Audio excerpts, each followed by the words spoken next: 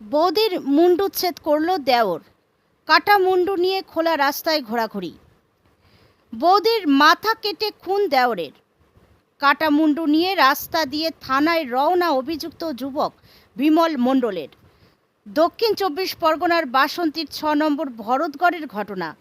শনিবার সকালে এই ঘটনায় এলাকায় ব্যাপক চাঞ্চল্য ছড়িয়েছে। ঘটনার খবর পেয়ে বাসন্তী থানার পুলিশ অভিযুক্ত যুবককে গ্রেপ্তার করেছে, কিন্তু কী কারণে এই খুন খতিয়ে দেখছে পুলিশ। পারিবারিক অশান্তির জেরেই বৌদিকে খুন করেছে অভিযুক্ত যুবক বলে প্রাথমিক অনুমান পুলিশের। মহিলার নাম ও পরিচয় জানার চেষ্টা করছে পুলিশ। ব্যুরো রিপোর্ট, বেঙ্গল খবর।